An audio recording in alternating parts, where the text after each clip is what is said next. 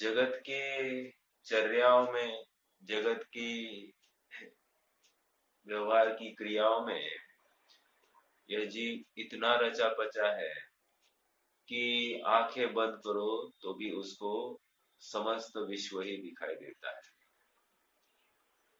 जब इतना दिन भर का आयाम उन विषयों में लगा है तो ये किस प्रकार से अंदर चला आएगा। आचार्य देव को ये बात बार बार सता रही है। ये जीव समझ तो सब रहा है, समझने की सामर्थ्य भी सब कुछ है, लेकिन ये प्रयास नहीं कर रहा है। प्रयास क्यों नहीं कर रहा है, इसका यहाँ पर उत्तर दिया जा रहा है। ज्ञान के विभाग अधिकार, और ज्ञान के विभाग अधिकार के अंतर्गत यहाँ पर सॉरी ज्ञेय तत्व प्रज्ञापन अधिकार और ज्ञेय तत्व प्रज्ञापन अधिकार के अंतर्गत ज्ञान के विभाग अधिकार नामक तीसरा अंतराधिकार। और यहाँ पर साक्षात भेद विज्ञान कैसे किया जा सकता है ये विधि करा रहे हैं। आचार्य देव कह रहे हैं हम तुम्हें विधि बता सकते हैं, लेकिन प्रैक्टिकल तुमको अपना अपना करना पड़ेगा। ऐसा नहीं है कि हम विधि बताएंगे और हम ही आत्मानुभव करेंगे, तुम्हारा काम कर देंगे। ऐसा नहीं हो सकता है। जैसे एग्जाम में कोई डमी जाकर पेपर लिख कर आ जाता है और पास भी हो जाता है, ऐसा हो जाता है। लेकिन यहाँ पर ऐसा नहीं है। यहाँ पर हर किसी को अपना अपना एग्जाम अपने आप देना पड़ता है। और इस एग्जाम देने वाले की एकमात्र शर्त इतनी ही है, आप पास होने की एकमात्र शर्त इतनी है कि 100% समर्पण, अर्थात तुम्हें जग के प्रति 100% विरक्ति ही होनी चाहिए। और चलो ठीक है, हमारे अभी इमीडिएटली विरक्ति नहीं होगी, लेकिन ये जग 100% मेरे लिए काम का नहीं है, ऐसा अटूट श्रद्धा तो तुमको होनी चाहिए। समझ में आ रहा है क्या? विरक्ति नहीं कर पा रहे हो ठीक है, लेकिन ये जगत मेरे लिए 100% किसी भी काम का नहीं है। ये मुझे सुखी भी नहीं कर सकता और 100% दुखी भी नहीं कर सकता। ये स्ट्रॉन्ग कन्विक्शन जिसके पास में है ना, वो जीव आगे बढ़ सकता है। मतलब ये सीधी सी बात है, मतलब दो टूक बातें हैं यहाँ पर। यहाँ वहां का कोई घूमने के लिए अवसर नहीं है, इतना सरल ये तत्व ज्ञान है। अब प्रश्न ये है कि हमको नहीं हो रहा है, नहीं हो रहा, तो नहीं हो रहा है तो इसका कारण ये है कि तुम्हारी 100% तैयारी नहीं है। तुम अभी भी एक वो चींटी है ना, चींटी, चींटी को नमक के गोदाम से अब मिठाई के हलवाई के दुकान में जा रही है, लेकिन उसको अभी भी विश्वास नहीं है कि मुझे वहां वो रचेगा, मतलब रुचेगा कि नहीं रुचेगा, थोड़ा सा यहाँ का भोजन लेके जाओ। अभी नमक खाने वाली वो चींटी अब उसको हलवाई के दुकान की भी वो मिठाई अच्छी क्यों नहीं लग रही है, क्योंकि मुंह में वो नमक की डली भी पड़ी है। उसी प्रकार देखो, चींटी का उदाहरण कितना साधारण लग रहा है। उसी प्रकार हमारे भी अभिप्राय में हमारे भी अभिप्राय में विषयों के प्रति 100% अटैचमेंट छिपा है। तो फिर वो जब तक वो अटैचमेंट छिपा है तो तब तक आत्मा के प्रति अटैचमेंट आएगा ही नहीं आएगा, नहीं आएगा। वो डेडिकेशन भाव होता ही नहीं है। जैसे कोई महिला है, उस महिला का किसी पर पुरुष के साथ में संबंध है, तो स्व पुरुष के प्रति 100% समर्पण नहीं होगा, ये फैक्ट है। समझ में आ रहा है क्या? ये किसी को मतलब पूछने की जरूरत नहीं है, ये सरल सरल। या फिर कोई पुरुष होगा, उसका किसी दूसरी महिला के साथ में संबंध है, तो उसका स्व महिला के प्रति 100% समर्पण नहीं होगा, ये फैक्ट है, सीधी सी बात। तो जब ये बातें हमको लौकिक व्यवहार में बराबर समझती है, तो फिर यही बात यहाँ पर है, जिसका एक भी विषयों में बुरा या अच्छा, क्या कहा, ये विषय बुरा या ये विषय अच्छा, इतना भी पड़ा है पर पदार्थ संपत्ति, तो गया काम से। ये कह रहे हैं कि इसका पर में ममत्व है, अर्थात पर से इसने सुख या दुख माना है, अर्थात हर क्रिया में वो पर की तरफ देख रहा है, अर्थात इसने ज्ञान को ज्ञेय से हुआ माना है, ज्ञान ज्ञान से हुआ है ये माना ही नहीं है। आप पकड़ रहे हैं क्या? यहाँ का मतलब मूल क्रक्स यहाँ पर दिया जा रहा है कि ज्ञान ज्ञान से नहीं हो रहा है ये मान रहा है।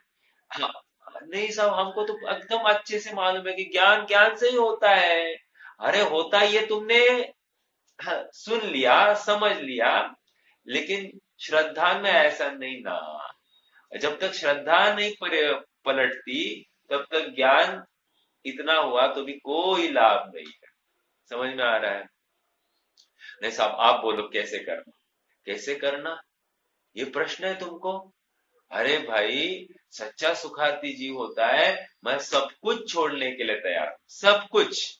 अरे वो गाना भी था ना, मैं दुनिया भुला दूंगा, तो मैं दुनिया भुला सकता हूँ, अर्थात एक लड़की के लिए सारे जगत से नाता तोड़ने के लिए तैयार है, तो एक आत्मा के लिए तो जगत से नाता नहीं तोड़ सकता है। विचार कर, मतलब हाँ, वो वो वस्तु हमको अच्छी लगनी चाहिए। समझ में आ रहा है? हाँ, एक सादी सी बात है ना, हमको भूख लगी है, बराबर, भूख लगी है, और मान लो मिष्टान्न बना है। बहन जी, आपके घर का, सॉरी, आपका माइक बंद कीजिए। बहन जी, आपका माइक बंद कर दीजिए। घर में एक मिष्टान्न बना है और मुझे भूख भी लगी है। अब उस मिष्टान्न की प्राप्ति के लिए मैं क्या क्या करता हूँ? मैं अपने हाथ का काम छोड़कर चौके में आता हूँ कि नहीं आता हूँ? चौके में आकर मैं बराबर बैठकर भोजन करता हूँ कि नहीं करता हूँ? और जब भोजन करता हूँ तो किसे कितने चाव से खाता हूँ, 100% समर्पण से खाता हूँ कि नहीं? तो जैसे मिष्टान्न की प्राप्ति के लिए मैंने इतना उद्यम किया, भले हाथ में एकदम महत्वपूर्ण काम था, उस महत्वपूर्ण काम को छोड़कर भी ये किया, तो रुचि पूर्वक ही हुआ कि नहीं, झुकाव था इसलिए हुआ कि नहीं? उसी प्रकार कह रहे हैं कि आत्मा को अगर तुम्हें ध्याना है तो आत्मा के प्रति ऐसा रुचि तुम्हें उत्पन्न होनी चाहिए। जब तक रुचि नहीं है तो मरे मन से तुम आत्मा के बारे में कितना भी सुनो, आत्मा सुख रूप है, आनंद रूप है, सुख की खदान है, वहां आनंद ही आनंद है, ज्ञान ही ज्ञान है, आत्मा ज्ञानम स्वयं ज्ञानम, ये सब बोला, लेकिन उसमें तुम्हें मजा नहीं आ रहा है, रस परिपाक नहीं आ रहा है। तो रस परिपाक क्यों नहीं आ रहा है? एकमात्र ये, क्योंकि विश्वास नहीं हो रहा है कि आत्मा सचमुच सुख प्रदाता है कि नहीं।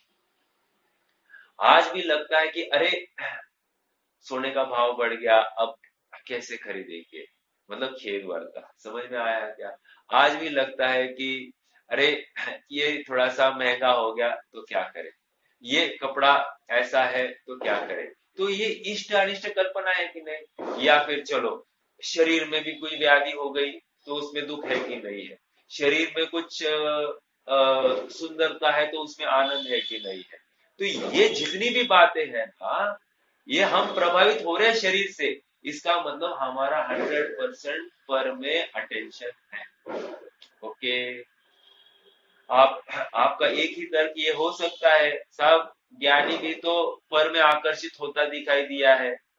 तुम ज्ञानी के साथ अपनी तुलना मत करो, तुम ज्ञानी के योग्य जीवन जियो, अपने आप तुम्हें खबर पड़ेगी ज्ञानी किस जाति का है, और उसने क्या क्या पापड़ बेले है, कैसा निर्णय हुआ है, और अंदर की धारा क्या है, ये आपको ज्ञानी बनने के बाद ही समझ में आएगी। और आज अगर हम कह रहे हैं तो इतना ही सुनो कि उसकी कोई कषाय वासना होती है।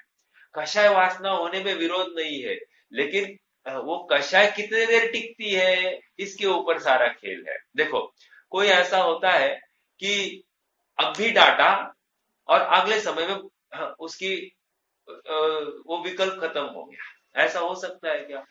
तो उसकी कषाय एकदम लिमिटेड है।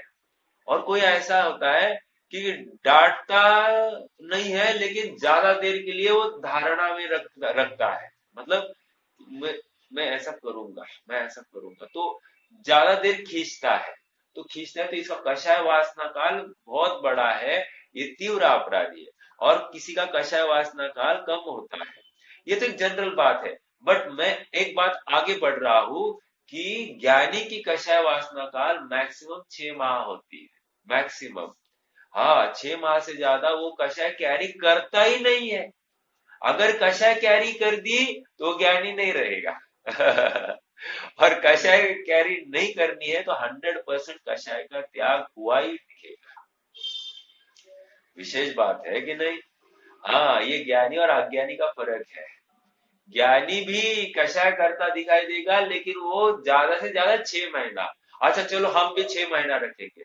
अरे भाई, ये ज्यादा से ज्यादा तू धारणा में ही धारण कर रहा है कि मैं 6 महीना में कषाय रखूंगा, उसके बाद में मैं छोड़ दूंगा। ऐसा नहीं है। ज्ञानी पहले मिनट से छोड़ने की तैयारी में है। वो तब जाकर वो 6 महीने में छूट रहा है। और तू पहले मिनट से 6 महीने बाद छोड़ने की तैयारी कर रहा है। तो 6 महीने बाद नियम से तू छोड़ेगा नहीं। समझ में आ रहा है क्या? एग्जाम 6 महीने बाद में है, तो पढ़ाई कब से करते हैं? आज से करेंगे कि नहीं? नहीं नहीं, 5 महीने खत्म हो जाए फिर अपन जागरूक होंगे, ऐसा करेंगे? नहीं करेंगे। ठीक है। हाँ बोलिए बोलिए। हाँ बोलिए। हाँ हाँ, प्रशस्त राग। हाँ बराबर।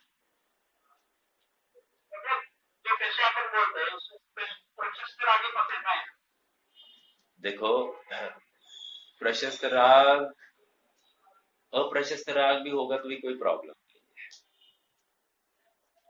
क्यों? क्योंकि जुआ आदि खेल रहा है, वो प्रशस्त में कैसे लेके साथ? या फिर परस्त्री हरण कर रहा है, वो प्रशस्त कैसे लेंगे? अपने भाई के लिए रुदन कर रहा है, ये प्रशस्त थोड़ी कहा जाएगा। प्रशस्त क्या है?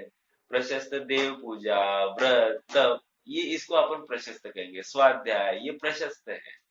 बाकी जितनी चीज है वो अप्रशस्त है, तो अप्रशस्त में लिया जाएगा। तो होता है ना, अप्रशस्त राग भी होता है। समझ में आ रहा है क्या? हाँ जी। आइए अपन गाथा 156 157 पढ़ेंगे पहले, फिर स्वामी जी के अंश को पढ़ना है, और फिर आगे बढ़ना है। देखो, इसके आगे की गाथा में भी पुण्य का बखान करने वाले हैं। तो हाँ, चर्चा करते हैं अपन, चलिए। अप्पा उवो गप्पा उवो गुणानंदक्षणम बणिदो सो विसुहो असुहो वा उवो गो अपगो हवदी। पेज 263, अनुशीलन भाग 2। उवो गो जदि सुहो पुण्यम जीवस्य संचयम जाति असुहो वा तद पावन देसिम भावम न चयमर्थी। आत्मा उपयोगमय उपयोग दर्शन ज्ञानमय हर शुभ अशुभ के भेद भी तो कहे है उपयोग के। उपयोग हो शुभ अशुभ, उपयोग हो शुभ पुण्य संचय, अशुभ हो तो पाप का, शुभ अशुभ दोनों ही न हो तो कर्म का बंधन न हो।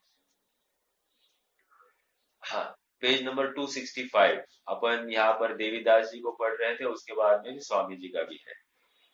दान पूजा व्रत विधान आदि शुभ क्रिया चेतना का विकार है, इसलिए अशुद्ध परिणाम है। अंडरलाइन दिस, अशुद्ध परिणाम है, और इसका फल पुण्य बंध है। दो, जो लौकिक सुख साता कराने वाला है तथा शरीर और जीव का एक स्थान पर आवास है।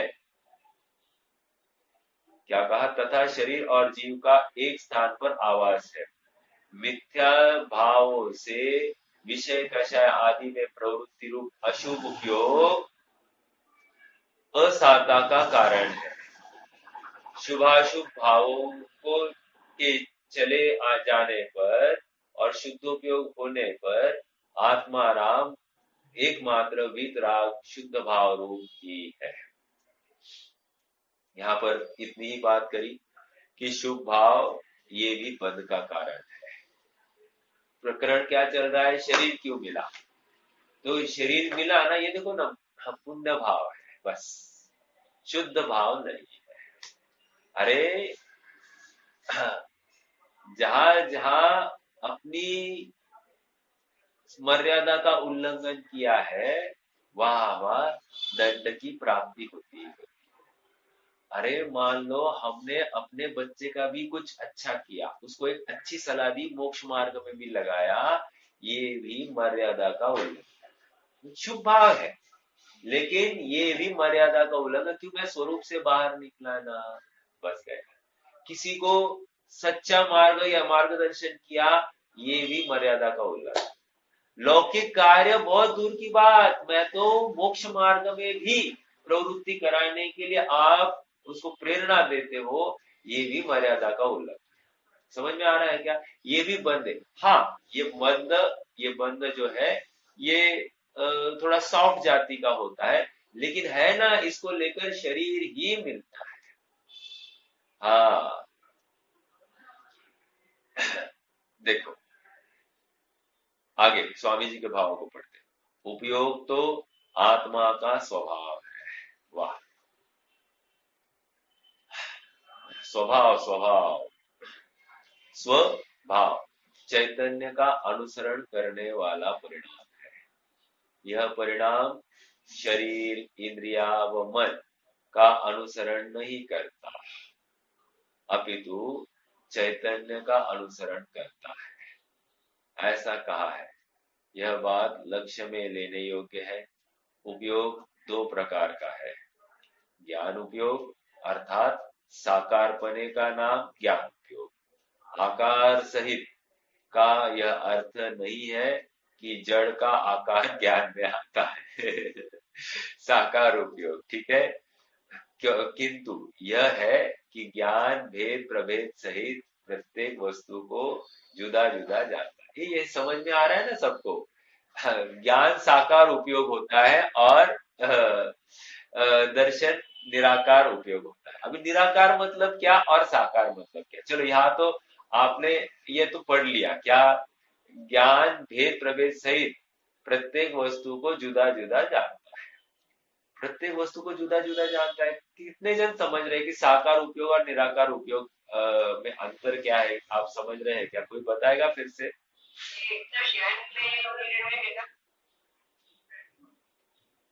बोलिए फिर से।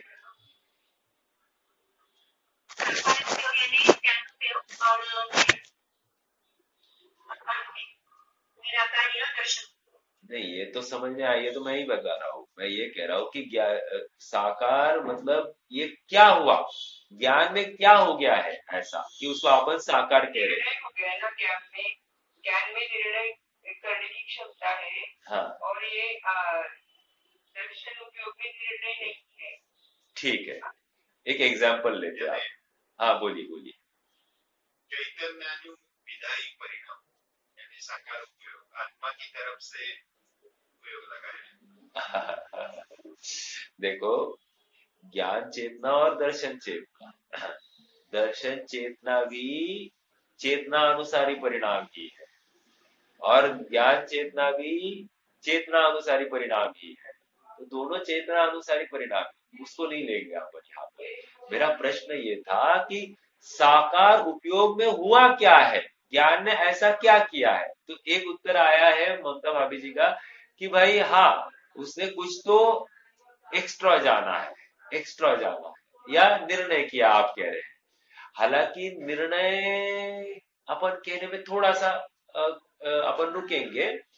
जैसे एक निगोदिया जीव है ना, निगोदिया जीव, निगोदिया जीव की वो पर्याय नामक मति ज्ञान की पर्याय ले लो, ठीक है, क्या कहा, पर्याय नामक मति ज्ञान की पर्याय, ओके, सबसे जघन्य ज्ञान। अब वो जघन्य ज्ञान ऐसा है कि वो निरावरण रहता है। निरावरण रहता है मतलब क्या, कि उसके ऊपर आवरण नहीं आ सकता, कुछ नहीं आवरण आ सकता। देखो आश्चर्य की बात आपको थोड़ा सा अपन चर्चा करेंगे ही। हाँ, निरावरण रहता है वो। हाँ, मतलब कभी भी किसी भी काल में उसके ऊपर आवरण नहीं आएगा, पर्याय नामक मति ज्ञान। तो कह रहे हैं कि हाँ, ये जो है ना ज्ञान, ये ज्ञान है साकार भाव। क्या कहा? ये ज्ञान है साकार। और उसके पहले, उसके पहले जो दर्शन उपयोग हुआ है वो है निराकार। समझ में आया क्या? नहीं समझ में आएगा, क्योंकि ज्ञान वहां, देखो वहां पर जो कुछ जाना जीव ने, जो कुछ जाना वो दर्शन उपयोग से कुछ अधिक जाना। समझ में आ रहा है क्या? उसने इतना तो जाना होगा कि मैं तिर्यंश हूं, जाना ही होगा। ओके, मैं तिर्यंश हूं, मैं निगोदिया हूं, ये शरीर का धारी मैं हूं, ऐसा जाना ही होगा, जानना ही चाहिए। अब देखो आश्चर्य की बात, ये सबसे जघन्य ज्ञान है ना। अभी चौथे समय में जघन्य ज्ञान नहीं रहता, वो जघन्य ज्ञान से अधिक ज्ञान ही रहेगा। प्रश्न है मेरा कि इस अल्प अवस्था में, अर्थात अल्प ज्ञान की अवस्था में इस जीव ने ऐसा क्या भाव किया होगा कि अगला जो ज्ञान उपयोग है वो अधिक का है? कौन बताएगा? अरे, इसमें अपन कैसे माथा लगा सकते हैं कि कैसे होगा? लेकिन होता ही होता है, एक्स्ट्रा ही होता है। समझ में आ रहा है क्या? ऐसा ही नियम है। तो चल रही हो। क्या कहा? शुभ और अशुभ उपयोग, शुभ और अशुभ उपयोग तो चल ही रहा है। हाँ, शुभ और अशुभ भाव तो चल ही रहे हैं, बिल्कुल सही है। तो हो सकता है कि उस समय के बाद में बराबर ऐसा कुछ परिणाम होगा कि उसका वहां पर ज्ञान एक्स्ट्रा हो गया है। या दूसरी बात, कर्म का भी ऐसा ही क्षय होगा कि ज्ञान का उघाड़ भी एक्स्ट्रा पाया जाएगा। कुछ भी कहो आप, लेकिन ऐसा है कि बराबर ये इसका परिणाम उठने उठने को, और वहां कर्म का यथा योग्य क्षय पाने को। तो ऐसा हो सकता है, होता ही है। ये मैं क्या कह रहा हूं, साकार निराकार। अब मैं थोड़ा सा आपके सामने साकार निराकार का और एक एग्जाम्पल रखता हूं। देखो, जहां पर विशेष कुछ जानकारी हो जाए, विशेष जानकारी हो जाए, इसको कहेंगे साकार।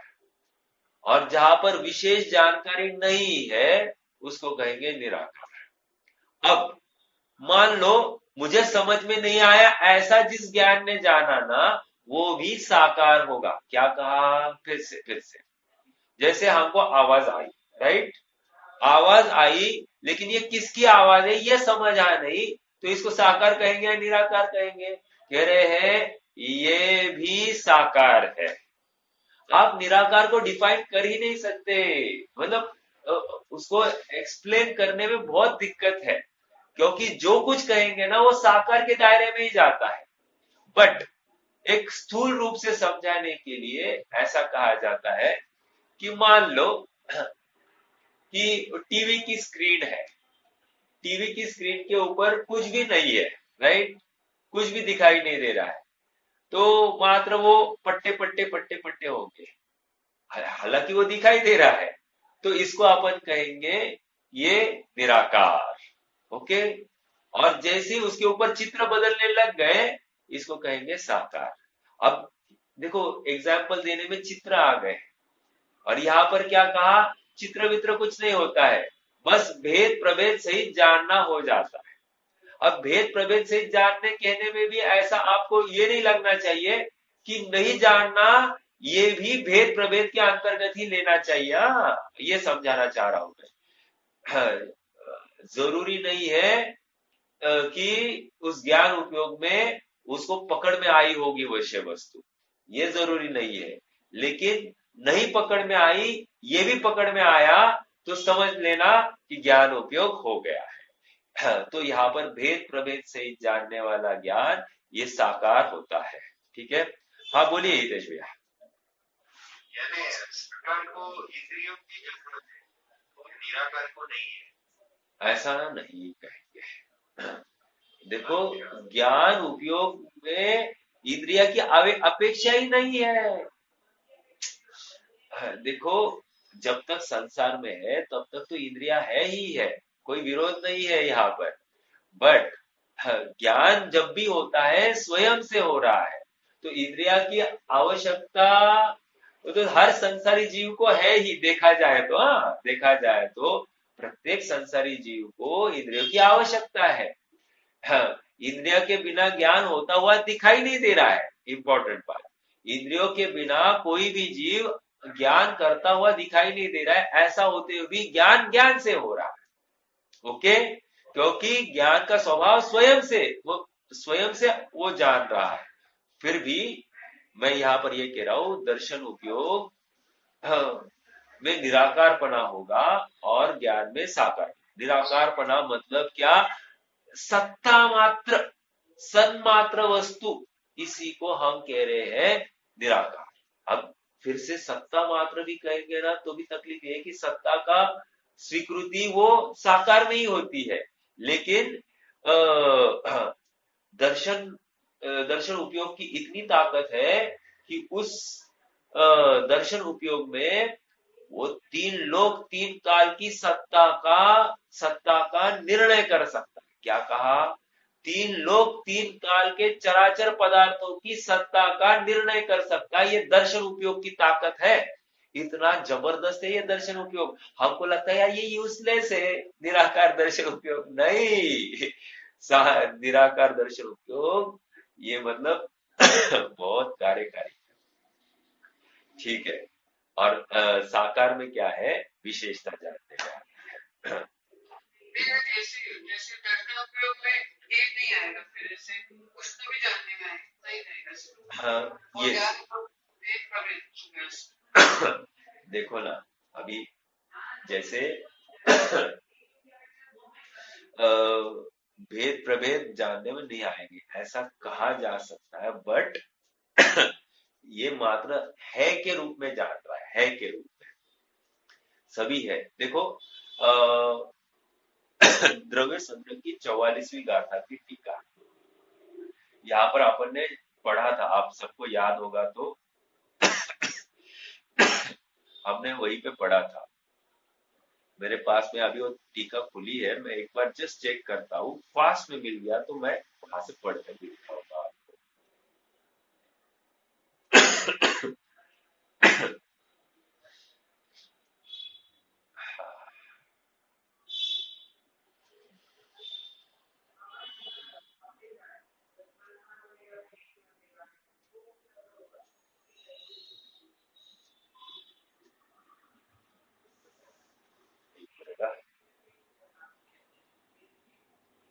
गाथा ये मिल रही है।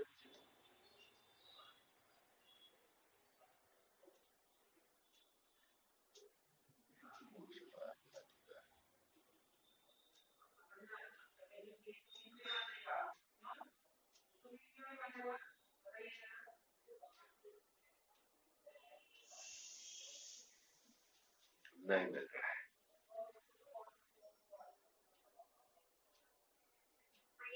हाँ, बोलिए बोलिए।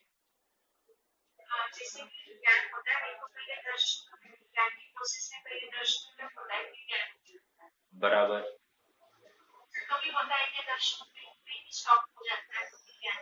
हाँ नहीं, दर्शन के बाद में ज्ञान होगा ही। हाँ, फिर वो अवग्रह या अवाय यहाँ तक आ जाए और फिर से गिर जाए, ये होगा। लेकिन दंसन पूर्वम नाण, तो ज्ञान जब भी होगा दर्शन उपयोग। लेकिन आपका प्रश्न ये है कि दर्शन उपयोग हो गया और वहीं पर रुक गया, वहीं पे रुकेगा तो आगे क्या होगा? दर्शन उपयोग के बाद में फिर से एक दर्शन उपयोग नहीं ना होता है, ऐसा कहीं कथन नहीं ना मिल रहा है। आप पकड़ रहेगा मेरी बात को। दर्शन उपयोग के बाद में फिर से दर्शन उपयोग होगा, ऐसा कथन नहीं है। लेकिन दर्शन उपयोग के बाद में ज्ञान उपयोगी होता है और ज्ञान उपयोग के बाद में फिर से दर्शन उपयोग होता है। हाँ, ये है कि ज्ञान उपयोग की कंटिन्यूटी ज्यादा रह सकती है, मतलब उसका काल अधिक हो सकता है। मतलब ज्ञान उपयोग कुछ अंतर्मुहूर्त काल से भी ज्यादा चले, ये चल सकता है। लेकिन दर्शन उपयोग के बाद जितना देर हुआ उसके बाद में ज्ञान उपयोग होना ही चाहिए, ऐसा तो समझ में आ रहा है। दर्शन उपयोग के बाद में फिर से दर्शन उपयोग, देखो एक साथ दर्शन उपयोग हो जाए तो विरोध नहीं है, लेकिन दर्शन उपयोग के बाद में ज्ञान उपयोग ही होगा, उसके बाद मतलब वहां पर रुकेगा नहीं, ये मुझे कहना है।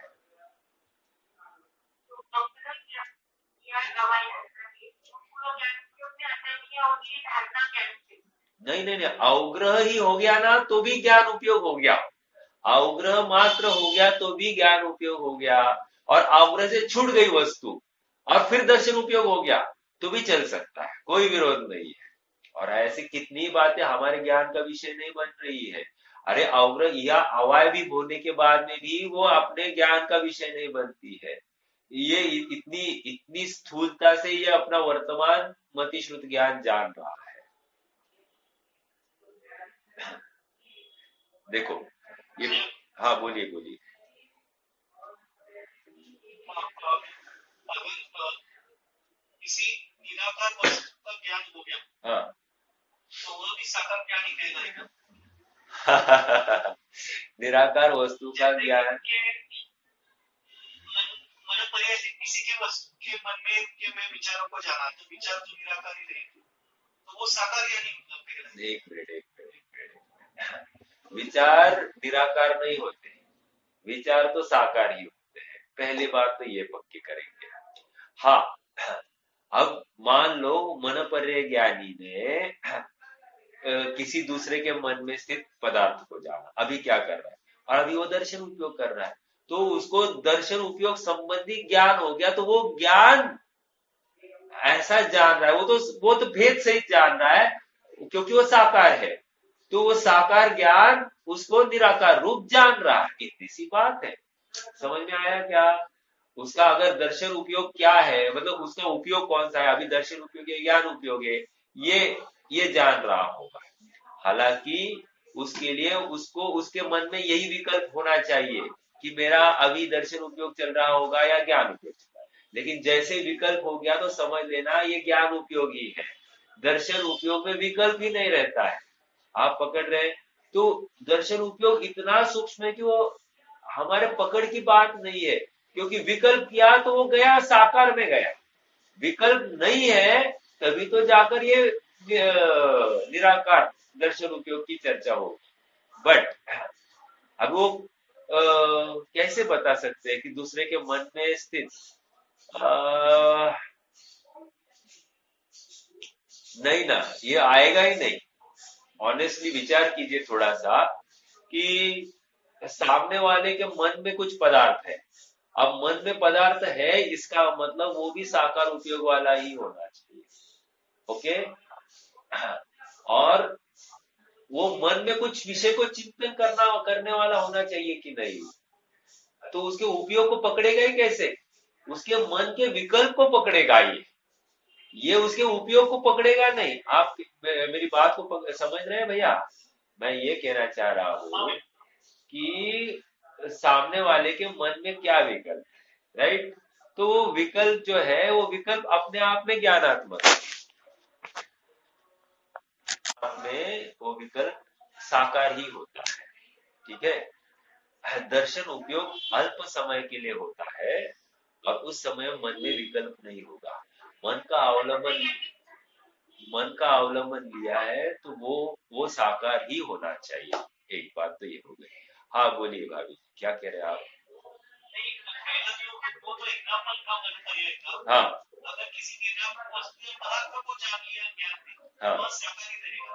हाँ, वो साकार ही रहेगा। यस यस यस, वो तो साकार, क्योंकि ज्ञान ने जाना ये आप स्वयं कह रहे हो, तो वो तो साकार होना ही चाहिए, विरोध नहीं है, बिल्कुल।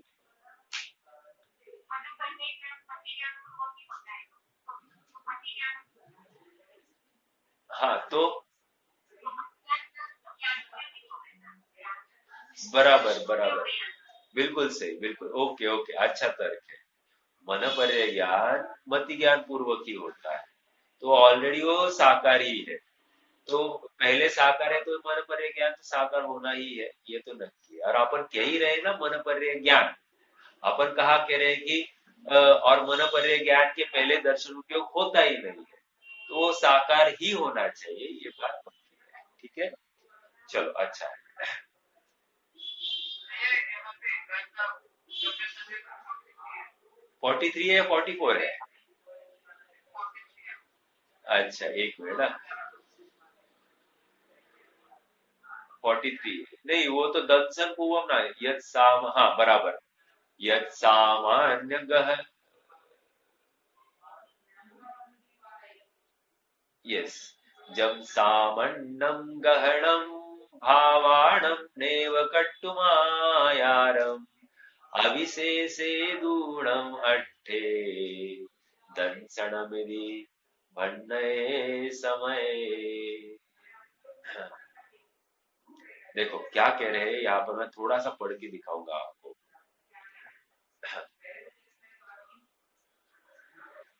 अ,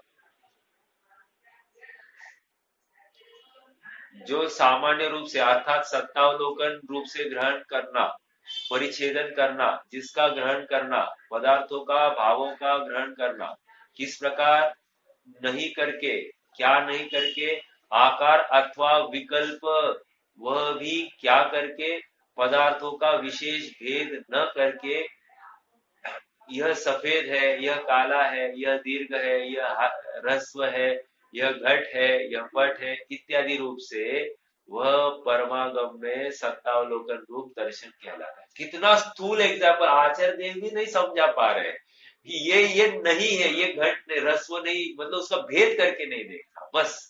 अरे ज्ञान में भी भेद नहीं पड़ता कभी कभी, तो ये तो दर्शन में तो कैसे होगा, मतलब कितना छोटा होता है दर्शन। आगे, इस दर्शन को तत्वानुसंधान लक्षण युक्त सम्यक दर्शन नहीं कहना। किसलिए नहीं कहना? क्योंकि यह श्रद्धान तो विकल्प रूप है। कौन सा सम्यक दर्शन वाला श्रद्धान तो विकल्प रूप है, और यह दर्शन विकल्प रहित है, यह विकल्प नहीं है।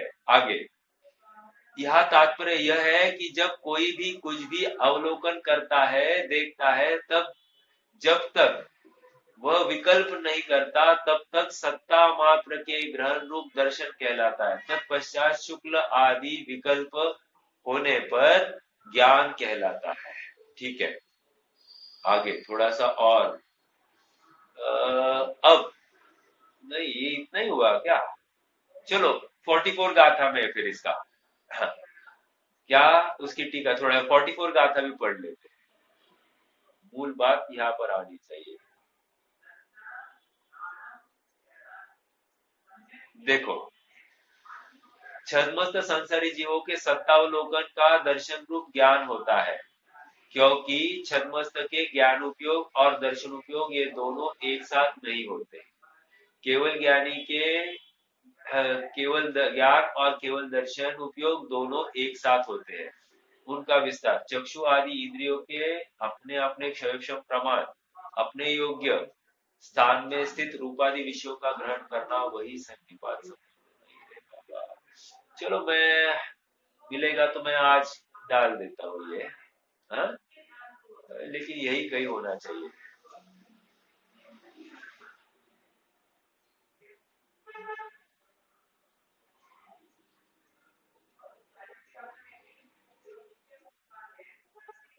देखो, यह श्रुत ज्ञान और मति ज्ञान को उत्पन्न, नीचे थोड़ा सा, यह श्रुत ज्ञान और मति ज्ञान को, मन पर्य ज्ञान को उत्पन्न करने वाला अवग्रह या आदि रूप मति ज्ञान कहा है, और मति ज्ञान पूर्वक दर्शन भी दर्शन दर्शन उपयोग पूर्वक उत्पन्न हुआ होने से उपचार से दर्शन कहलाता है। इस कारण श्रुत ज्ञान और मन पर्य ज्ञान ये दोनों भी दर्शन पूर्वक जानना।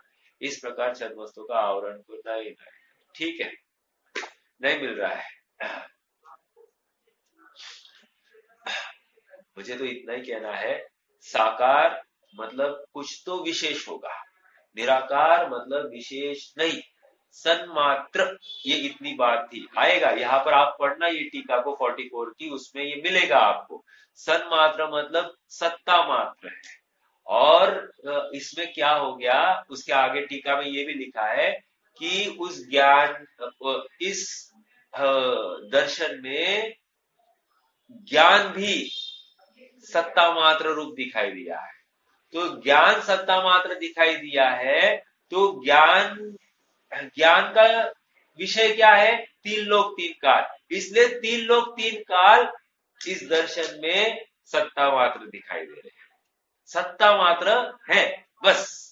अब वो उनका विशेषपना वो ज्ञान जानेगा, लेकिन सत्ता मात्र, क्योंकि ज्ञान इसमें आया है सत्ता रूप से, इसलिए, और ज्ञान की सत्ता में तीन लोग तीन काल बैठ सकते हैं, इसलिए इस दर्शन उपयोग में तीन लोग तीन काल का सामर्थ्य बैठा है, सत्ता, उनकी सत्ता को देखने का। आपको क्या लग रहा है, ये इतना जानना कुछ अचीवमेंट है क्या दर्शन उपयोग में? इसमें क्या सिद्धि हो गई, कोई बताएगा? दर्शन उपयोग समझ में आने से हमको क्या सिद्धि हो गई हमारे, मतलब क्या लाभ हुआ?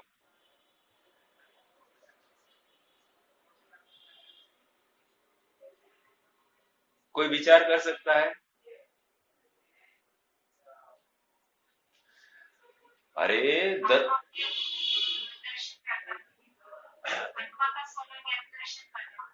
बराबर, हाँ हाँ, वो तो जीव की सिद्धि हो रही है ऐसा आपको कहना है, ठीक है। लेकिन मैंने जो अभी तर्क दिया, इस तर्क में क्या उपलब्धि हो गई, ये तर्क की क्या वैल्यू है, ये मैं पूछना चाह रहा हूँ कि भाई इसने सत्ता मात्र देख लिया, इसकी वैल्यू क्या है? कुछ लाभ हुआ कि नहीं हुआ? अस्तित्व, अस्तित्व कैसा? त्रिकाल अस्तित्व की सिद्धि हो रही है, मतलब मेरी त्रिकाल अस्तित्व की सिद्धि और विश्व की भी त्रिकाल अस्तित्व की सिद्धि, मतलब कोई इसका कर्ता या हर्ता नहीं, ये भी सिद्ध हो रहा है इस स्टेटमेंट के माध्यम से।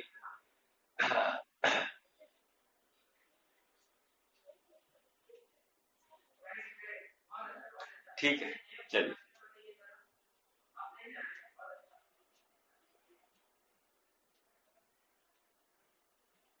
है, ठीक है, चलो, है, ये पेज नंबर है ना 216 के आसपास, देख लीजिए आपको मिलेगा, मैं भी नहीं तो डाल ही दूंगा आज, अब मैं पढ़कर समझ जा रहा है ना। चलिए, ज्ञान उपयोग और दर्शन उपयोग, साकार का नाम ज्ञान उपयोग और निराकार का नाम दर्शन उपयोग। वह, यह जीव जीव है कि अजीव है, अथवा यह द्रव्य है, ऐसा कोई भेद किए बिना सामान्य अवलोकन उपयोग को दर्शन उपयोग कहते हैं। अब चारित्र की प्रधानता से उपयोग के भेद करते हैं। देखो यहाँ पर वो स्पष्ट कह रहे हैं, पहले ज्ञान की प्रधानता थी, अब चारित्र की प्रधानता, मतलब मुख्यता, चारित्र की प्रधानता से उपयोग के भेद करते हैं। उपयोग ज्ञान तथा दर्शन गुण की पर्याय है, चारित्र गुण की पर्याय नहीं है, किंतु आचरण को मुख्य करके उपयोग के भेद कहते हैं। शुद्ध उपयोग, आत्मा ज्ञान स्वरूप है, शरीर आदि जड़ है, पुण्य पाप आत्मा के स्वरूप नहीं है, ऐसी प्रतीति और ज्ञान से शुद्ध स्वभाव में होने वाली रमणता को शुद्ध उपयोग कहते हैं, और वही धर्म है। अशुद्ध उपयोग, आत्मा ज्ञान स्वरूप है ऐसा न जानकर पर पदार्थों की तरफ स्वयं के परिणाम विकार सहित होना, उसका नाम अशुद्ध उपयोग। हाँ, और शुभ उपयोग क्या है? उसके दो भेद, शुभ उपयोग अशुभ उपयोग। अशुद्ध उपयोग क्या कह रहे हैं? आत्मा ज्ञान स्वरूप है ऐसा न जानकर पर पदार्थ की तरफ स्वयं का परिणाम विकार सहित होना। अब विकार कौन सा? शुभ विकार, अशुभ विकार, दोनों विकार है, समझ में आया? हाँ, विकार सहित होना। यहाँ पर कल वाला विकार नहीं लेना, अपन ने जो विशेष कार्य के रूप में लिया, वो भाव, वो अर्थ इस पर्टिकुलर केस में नहीं लिया। हाँ, शुभोपयोग, स्वयं के शुद्ध स्वभाव की तरफ उपयोग न करके जीव दया दान आदि मंद कषाय रूप परिणाम में जुड़ता है, वह शुभोपयोग है और पुण्य रूप अधर्म का कारण है। अशुभ उपयोग, स्वयं को शुद्ध भाव की तरफ उपयोग न करके तीव्र कषाय रूप परिणाम में जुड़ना अशुभ उपयोग है और वह पाप रूपी अधर्म का कारण है। ओके, ये इतनी सी बात है। उक्त गाथा की टीकाओं का अत्यंत संक्षेप में यह कहा गया है कि ज्ञान दर्शन को उपयोग कहते हैं और वह उपयोग आत्मा का स्वरूप है। यदि चारित्र की अपेक्षा बात करें तो उपयोग शुद्धोपयोग और अशुद्धोपयोग के रूप में दो प्रकार का है और अशुद्धोपयोग के दो भेद है, शुभोपयोग अशुभ। चलिए, मेरा एक प्रश्न है अभी आप सबसे। प्रश्न ये है कि शुभोपयोग और अशुभोपयोग किसके भेद बताए जा रहे हैं? शुद्धोपयोग के भेद बताए जा रहे हैं। मेरा प्रश्न ये है, जब वो अशुद्ध उपयोग है तो उसके भेद करके क्यों दिखाए गए? प्रश्न समझ में आ रहा है क्या?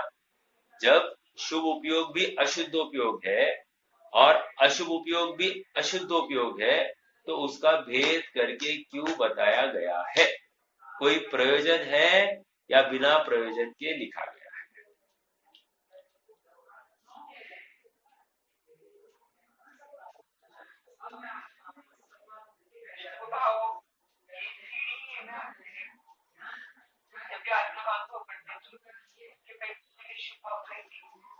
एक, बराबर।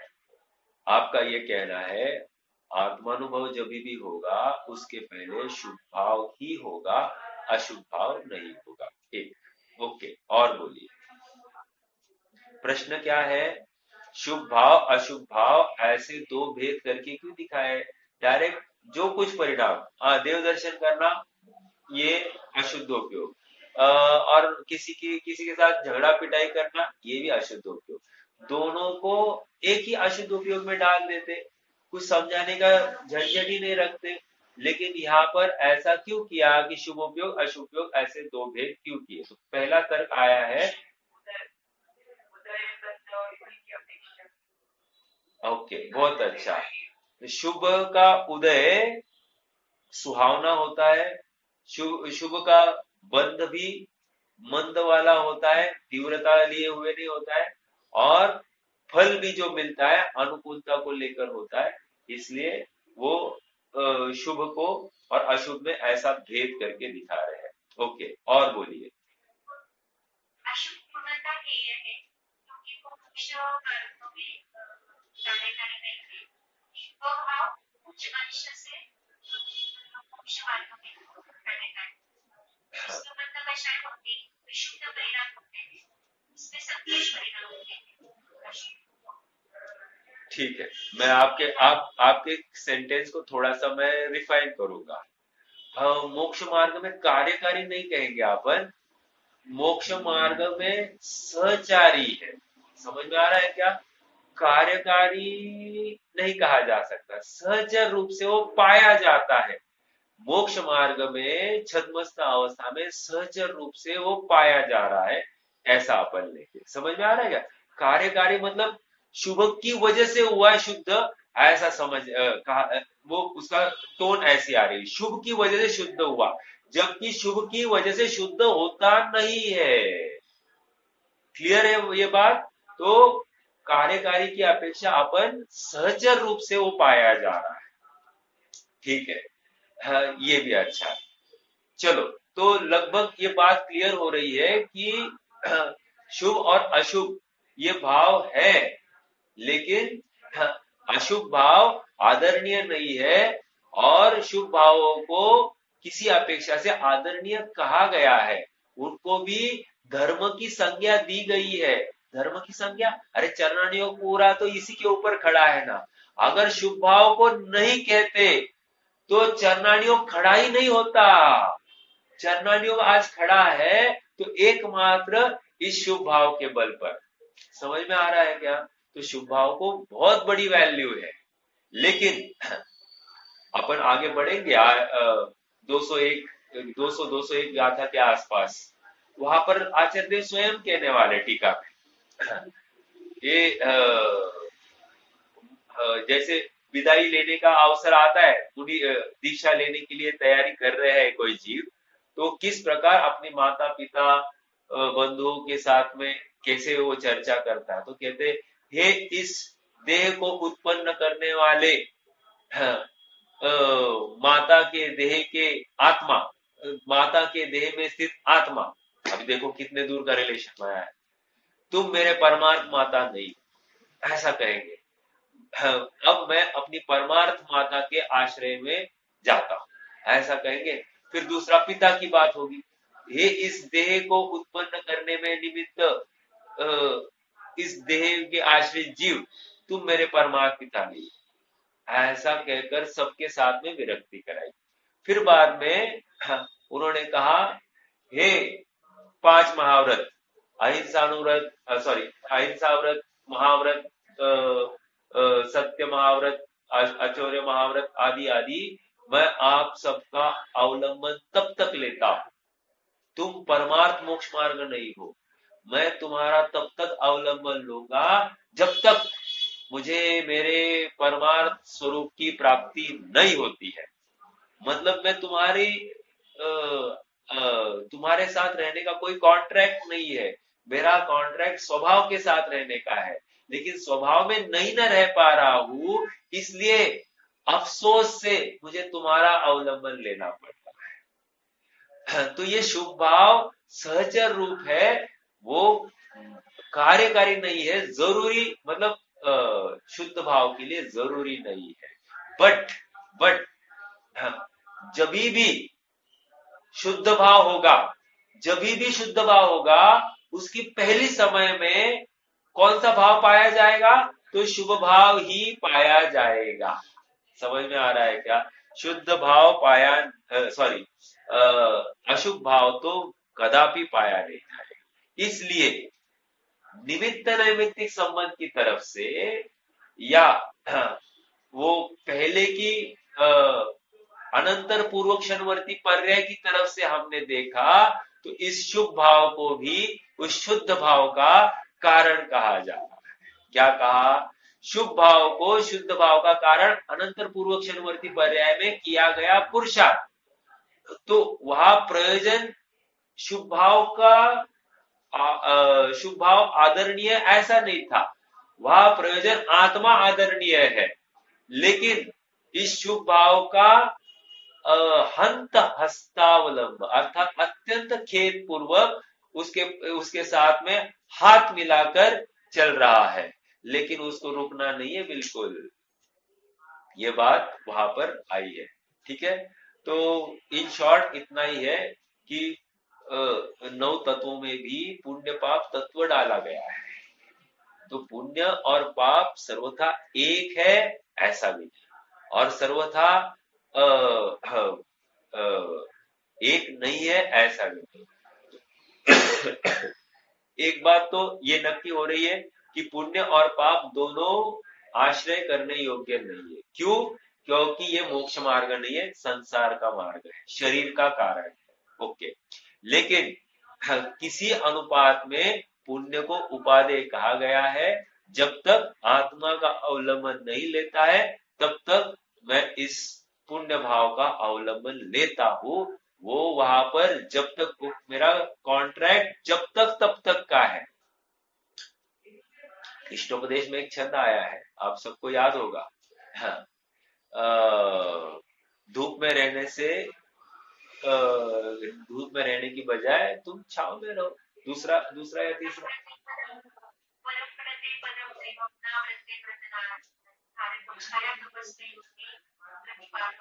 हाँ, वरम व्रत पदम दैवम नाव्रतैर्वत नारकम छाया तपस्थयोर्भेद प्रतिपालयतोर्महान। कह रहे तुम जब तक तुम दोस्त की राह देख रहे हो, तो जब तक दोस्त नहीं आता है तब तक, अंडरलाइन द वर्ड दोस्त, जब तक दोस्त नहीं आता है तब तक तुम यहाँ पर छाव में रुको ना, धूप में क्यों रुकते हो? और दोस्त आए तो निकल जाना, फिर छाव और धूप मत देखना।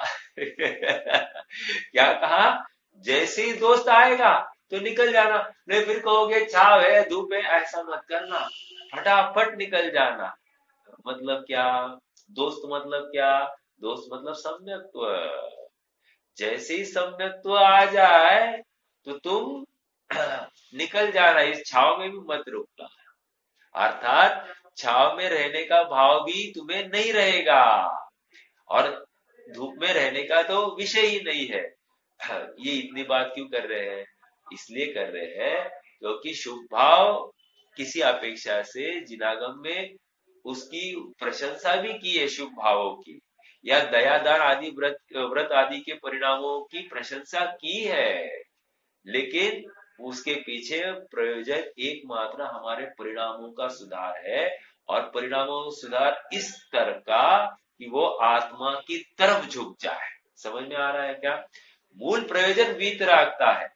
वीतरागता को छोड़कर बाकी कोई भी प्रयोजन हो गया तो वो फिर शुभ भाव कार्यकारी नहीं है। देखो, जैसे कोई जीव है, उपवास कर रहा है, जैसे श्वेतांबर मत में तो होता है, धमाधम उपवास करते हैं, 1 महीना 2 महीना चलते रहता है धमाधम। हाँ, और बहुत वाहवाह भी होती है, और बिना खाए पी रहना साधारण बात नहीं है, लेकिन वो उस जोश में कर लेते हैं। लेकिन आत्मा का भान है? नहीं है। क्या उपलब्धि? शास्त्र अभ्यास है? नहीं है। कषाय की मंदता है? नहीं है।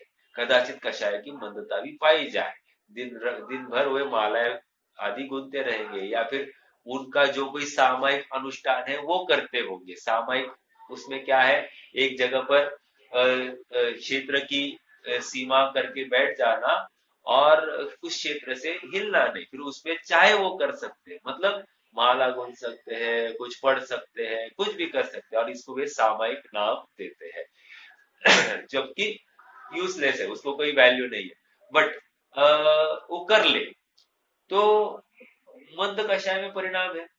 परिणाम यद्यपि मंद है, लेकिन उस समय उसके पीछे अभिप्राय क्या है, इसमें धर्म हो रहा है। अरे, अभिप्राय में तो बहुत बड़ी चूक है, क्योंकि ये धर्म इसने काय से माना है, क्रियाकांड से धर्म माना है। तो मान्यता में खोट है ना। इसने आत्मा को छोड़कर शरीर में अपनत्व स्थापित करके शरीर का कर्ता बन के वो क्रियाकांड में अटक गया। समझ में आ रहा है? इसलिए वो प्रमाद से युक्त है, अर्थात अपने कुशल कार्य में वो प्रवृत्ति नहीं हो रही है उसकी, तो उसको कोई लाभ होने वाला नहीं। मैं इतनी बात क्यों कर रहा हूं, मतलब शुभ भाव कर रहा है लेकिन दिशाहीन है। शुभ भाव वही कार्यकारी जिसकी दिशा आत्मा की तरफ झुकी है। हाँ, बांध तो चला है, लेकिन निशाने पे लग नहीं रहा है, तो क्या है? वो तीर भला किस काम का हो, जो निशाने से चूके चूके चूके। वैसी ये बात है, यहाँ पर भी कह रहे हैं कि जो निशाने पर लगता नहीं है शुभ भाव, वो शुभ भाव कार्यकारी नहीं है। देखो, ये सब निर्णय कर लेना, हम हमारे दिन भर के जो कोई परिणाम हो रहे हैं वो किस कैटेगरी के, और हम उस शुभ भाव में संतोष मान रहे कि नहीं। अगर हम संतुष्ट हो गए शुभ भाव में, आप 100% कन्विंस हो जाना कि मैंने अपद में आनंद माना है, अपद में सुख माना है। अपद मतलब जो मेरा पद नहीं है, जो मेरा आत्म स्वभाव नहीं है, उसमें मैंने सुख माना है। ये 100%। ये कैसे मालूम पड़ा? अभिप्राय की भूल है ये। अभिप्राय की भूल आपको इजीली दिखाई नहीं देती है, लेकिन जैसे ही शुभ भाव में आपको संतोष भाषित होने लग गया, इमीडिएटली कह लेना कि मैंने शरीर को अपना मान लिया है। ये अभ्यास है कि आपको ऐसा चिंतन करना ही पड़ेगा। आपको आत्मा के अलावा इस शुभ भाव का फल कुछ भी मिलना नहीं चाहिए। ये जैसे ही निश्चित हो गया तो आप छटपटाते हुए दिखाई दोगे। आप में अंदर में ही वो छटपटाहट होगी कि मैं कब अपने आत्मा को ध्याऊं। ऐसा नहीं हो रहा है ना, कब अपने आत्मा को ध्याऊं, तो लगा लेना कि अभी भी मेरी अनुकूलताओं में सुख बुद्धि है, अर्थात मैं कुछ शुभ भावों की क्रियाओं में ही संतुष्ट होता हूं, और ये संतुष्ट ही खत्म। मतलब जहां पर मैं संतुष्ट हुआ पर पदार्थ में, गई बात खत्म। ओके, अर्थात मैंने आत्मा को नहीं ध्याया है, आत्मा की रुचि पूर्वक सच्चा पुरुषार्थ नहीं किया है। आप पकड़ रहे इस बात को? हाँ जी। तो ये एक बात आज हो गई है। अपन कल विशेष चर्चा कल बढ़ाएंगे। कोई प्रश्न है तो रख सकते हैं, नहीं तो जित